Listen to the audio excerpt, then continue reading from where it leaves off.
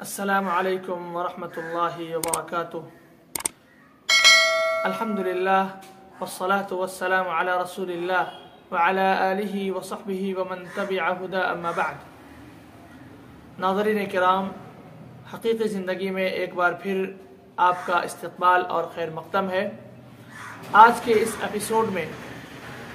تعوذ اور تسمیہ کے سلسلے میں باتیں رکھی جائیں گی۔ اعوذ باللہ کو تعوذ اور بسم اللہ کو تسمیہ کے نام سے یاد کیا جاتا ہے۔ بندہ مومن جب دعائے ثنا یا دعائے استفتاح پڑھ لیتا ہے تو اس کے بعد سورۃ الفاتحہ کی تلاوت سے قبل اعوذ باللہ اور بسم اللہ کا اہتمام کرتا ہے۔ اعوذ باللہ کا معنی ہے کہ میں شیطان مردود سے اللہ کی پناہ طلب کرتا ہوں،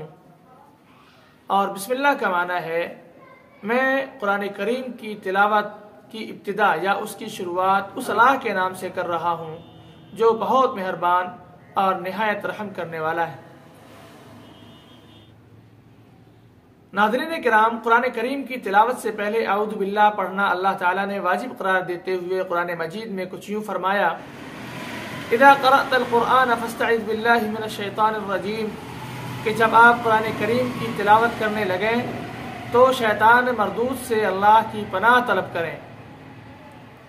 یعنی اعوذ باللہ من الشیطان الرجیم پڑھ لیا کریں۔ اللہ تعالیٰ نے اپنے بندوں کو قرآن کریم کی تلاوت سے پہلے اس چیز کا اہتمام کرنے کی تاکید اس لیے فرمائی تاکہ بندہ جب قرآن کی تلاوت کرے تو شیطانی ہتھ کنڈے، شیطان کی مکاریاں اور اس کی چال بازیاں اس بندہ مومن پر اثر انداز نہ ہو سکے، اور اس کے نتیجے میں بندہ مکمل انہماک، مکمل دلجوئی اور پوری دل جمعی کے ساتھ، غور و فکر اور تدبر کے ساتھ قرآن کریم کی تلاوت کرے، اور پھر اس کے اندر جو تعلیمات ہیں، جو دروس ہیں، جو عبرت کی باتیں ہیں، جو نصیحت کی چیزیں ہیں، ان کو پڑھ کر جن چیزوں کی وجہ سے لوگوں کو تباہی و بربادی سے دوچار ہونا پڑا ان سے خود کو محفوظ رکھیں، اور جن تعلیمات کی بنیاد پر ترقی اور رفعت کو حاصل کیا، ایسے لوگوں کے ڈگر اور ایسے لوگوں کی نہج کو اختیار کر کے اللہ رب العالمین کا مقرب اور محبوب بندہ خود کو بنائیں۔ اسی طرح اللہ رب العالمین نے قرآن کریم کے اندر جو احکامات نافذ کیے ہیں